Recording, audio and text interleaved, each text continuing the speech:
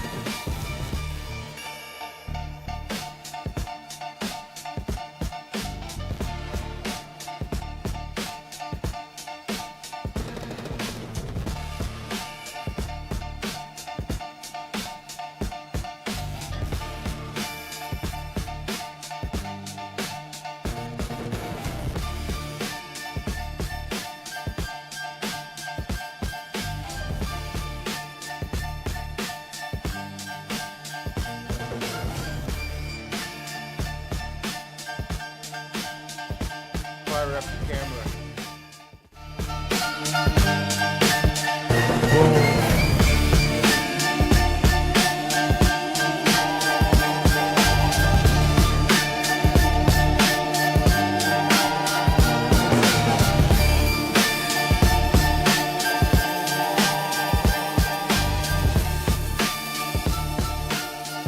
All right, man. Tonight's a special one because I get to do one for fun. And here we are on this episode of The Wolf of Smoke Street. Now, this is actually a episode we had scheduled for later on. Just trying to figure out how it fit, but because of recent regulations and everything going on with the federal government, I'd like to actually go on ahead and let it be known is the Can I Bus business rebooting now, or is it not? All right, so we got three segments today that I want to talk about, and in these three segments today, it's going to be really important that we focus on the new federal regulations that are coming down the pipe. Now, I'd like to welcome everybody back to the Wolf's Den, and let's cut through the noise and break down what's really happening, motivating the market today, and where we're going to be looking forward to the future. And today we're digging into one of the biggest stories shaking the industry right now, and that's the federal government proposed to move Mary Jane from a Schedule 1 to a Schedule 3 narcotic. Now, this could shift and this could change everything. It could reshape the way that we look at things in the cannabis industry as far as taxes are concerned, banking, and that's really what we specialize in. Up until now, it's been federally illegal to, have any type of cannabis transactions done through the banking system, credit cards or ATMs, and have they work around, but it's again, it's costly. The consumer pays similar, but it's a flat fee. So if you spend $10 or 10,000, you're still going to pay the 350 to the actual dispensary, and then 350 to the bank, costing up to $7 for the transaction. So this is how the business operates today, and what the numbers and balance sheets look like with a big chunk of their ROI coming out because of all these charges. Now, let's just go on ahead and turn into what was recently brought out.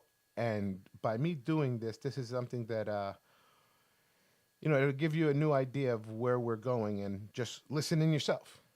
There's reporting that the administration is going to reclassify marijuana. Would that send mixed messages that if marijuana is okay, some drugs are okay, but we're trying to clean up crime? How do they go hand in hand? We're only looking at that. That's early, but somebody reported it, which is fine. We're looking at it. Some people like it, some people hate it.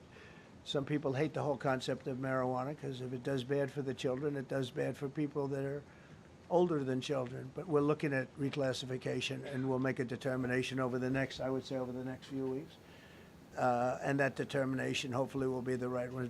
There's reporting that the administration So, is going to. with that said, let's take a rewind. In the next couple of weeks, things can change for the actual merchant industry. The president just said they can classify it from a Schedule A or a Schedule 1, which there's a bunch of things that go into the classifications of this new policy that's coming down the pipe, right? Now, one of the things that I wanna just start with is it's incredible on how people jump to conclusions and say it's going to be legalized. It's not going to be legalized. What's going to happen is it gives the opportunity for business to switch and change. The legislation on a federal level is still illegal, but what it does is it takes it from a category, like a category one, you have fat, you have hair, dog food. For those of you guys who know what those terms are, I'm just not trying to get banned, but it's not a legalization. It's a systemic tax and compliance reset for thousands of businesses. Today we decode in all three segments what this is going to do and the difference and on how it's going to operate lenders, banks, credit cards, processors, and especially things like you guys all know that I specialize in processing and banking, and that will change the whole playing field if it goes from a Schedule 1 to 3. Now, one of the important notes of today, all right, and this is something that's super important, is the DEA has not finalized the reclassification. The process was actually stalled by the Trump administrations, and the hearings were actually postponed. Now, there's a lot of things that are going into this, and as they are trying to iron it out, what they're really scared of, and one of the things that comes down to it, what they're really scared of is how they're going to go on ahead and allow this something to be okay. So let's start with taxing it, right? It's classified as Schedule C or 3. Then, are you going to tax it the same way you do barbiturates or any other type of opioid? Um, I guess that's like what we're going to have to dive into. Now, this is not a new law from Congress. First off, this isn't like law or something that was voted on. This administration is rescheduling this with the DOJ and the DEA. The purpose of moving this from to a Schedule 3 was scheduled back in May of 2024. So the purpose recognizes the medical and medicinal use and the lower abuse tolerance that there is in that product, right? So it kicks off a formal like they don't want to make it legal, but they want to remake the rules. Tens of thousands of comments flooded in the first hour to local congressmen, and key consequences if the Schedule 3 was finalized. It would, like, one of the things that people don't want to talk about, it would stabilize and federally control on a state level the consumer sales. Now, the problem that we have is Section 280E tax relief This allows ordinary deductions for businesses traveling Schedule A or 1 or 2 substances. On a Schedule 3 under Section 280E would no longer apply to a mass. And then this would, you know, when you look at it, right, a lot of these dispensaries, pharmacies, what they consider cannabis related industries. What happens in these industries is they can't write off a lot of their deductions because they're in a schedule 1 or 2 substance type of relationship. But once they get into that schedule 3, things like the water, the nutrition, the soil, employees, all those things start to be right. You know, they can be written off, and then now the margins rise and they open up. Banking rescheduling could moderately reclassify the risk factor and the relationships in the banking securities commissions. Without new legislation or updated federal guidance, the mainstream banking wouldn't suddenly be open. They would have to eventually figure out how to be able to, you know, there are always going to be tax and banking codes that are probably going to be amended before you could start doing your deductions, but that would be something that they would have to address if they put it into act. The FDA and a lot of research content, you know, have approved a very small handful of cannabinoid medicines, um, going back to the RSOs that assist with epilepsy. The most famous story of all was obviously the Colorado family that started the story Charlotte's Web. Go on and do your own research on what happened with that family. Um, just in a nutshell, child having X amount of seizures per day. It was a massive and excessive amount. One dose of RSO, the seizures was lessened to a handful. Now, they lived in a state where that was permissible. Apparently, I'm not sure if they went on vacation or they went out of state. Something happened with the child, had to go to the hospital. Something came up that the RSO was in the child's system, and I believe that the parents caught legal consequences, and it was like a big thing from what I remember.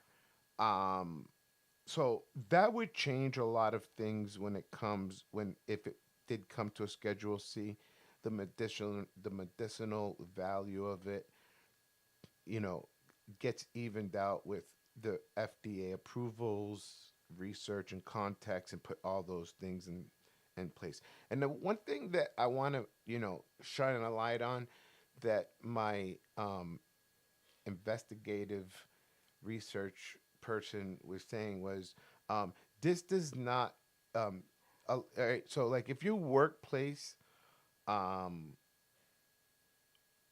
requires, you know, they don't allow drugs, um, and it's being medicinal. That's a whole HIPAA and a lawyer conversation. I don't want to go down that road because that's not something that I specialize in. But one thing that I'm talking about is like workplace, even with a Schedule 3, you're still going to have like the DOT on the side of the highway. They're still going to have their drug testing policies, even though it's a Schedule 3.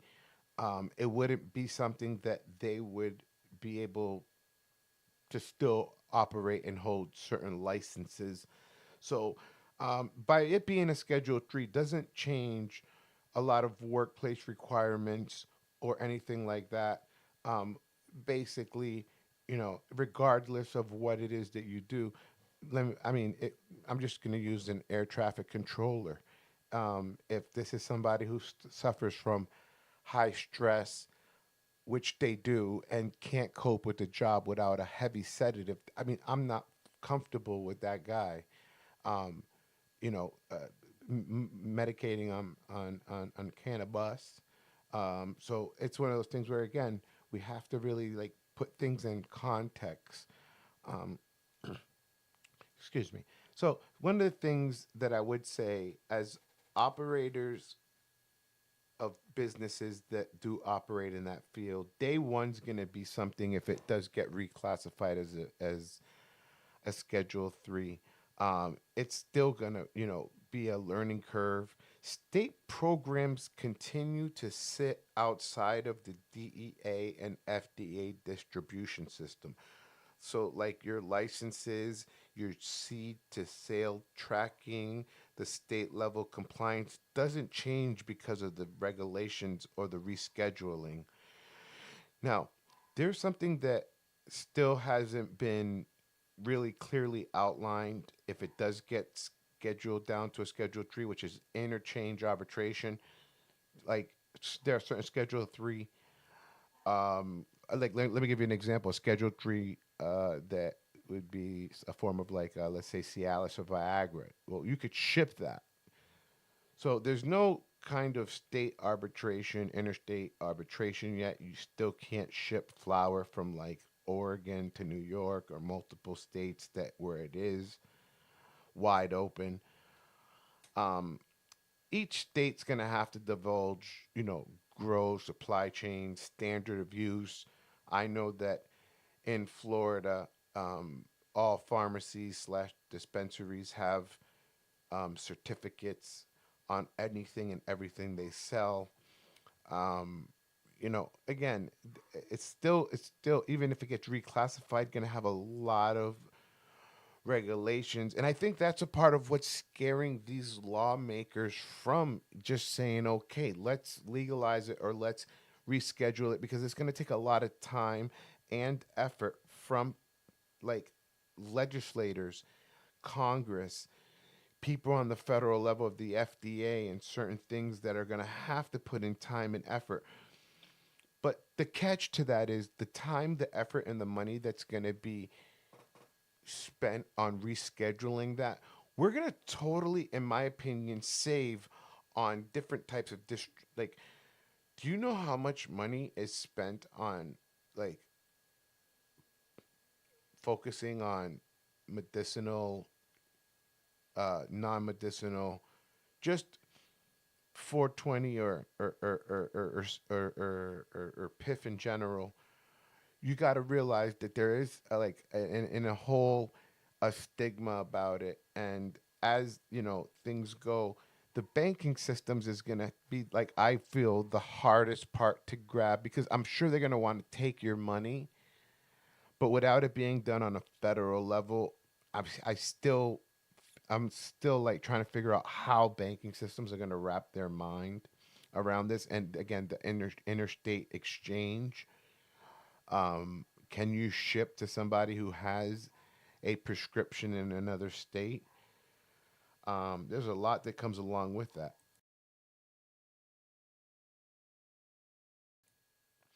So, moving forward, one of the things that I think a lot of people are, are are looking forward to in the final cost of this and everything is what's taxable income revenue. When you look at the estimated it's the numbers are in the millions.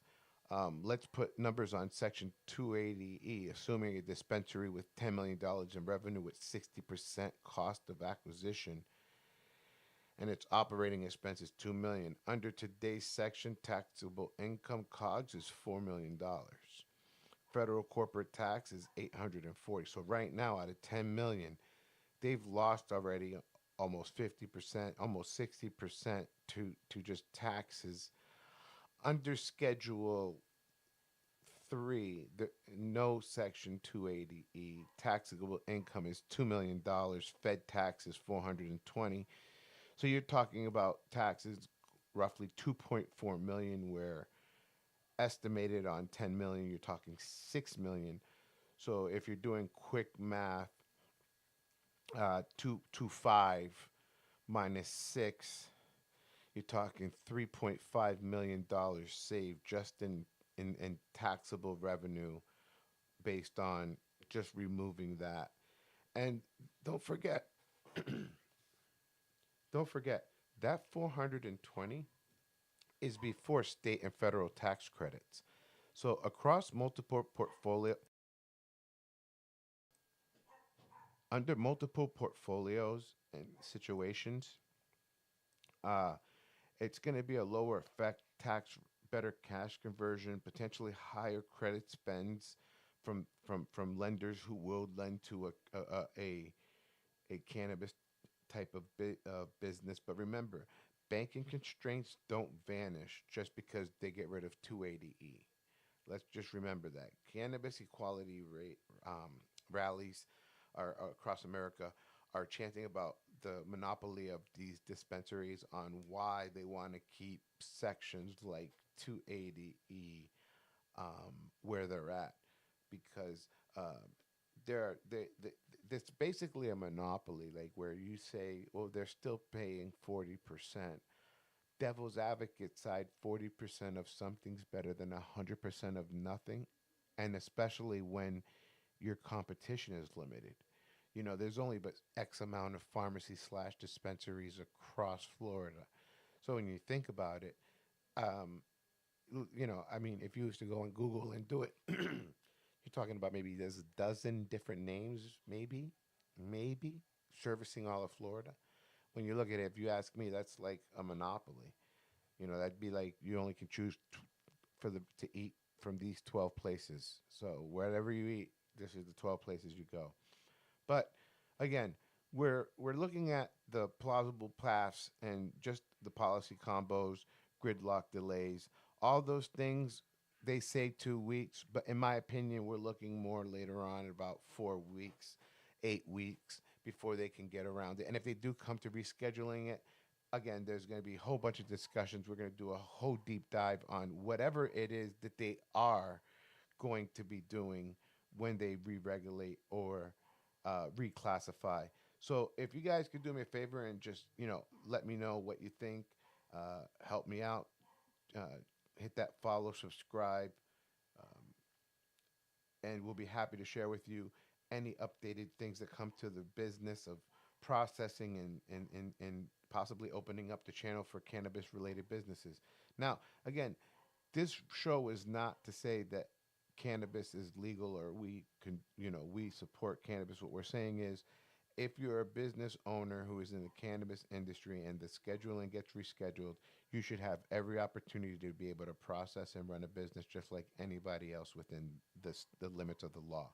So again, this is all about reclassification and opening up the opportunity to do banking and opening up the opportunity to go on ahead and process and save money, and for everybody, the consumer, the patient, the so we really appreciate everybody taking the time and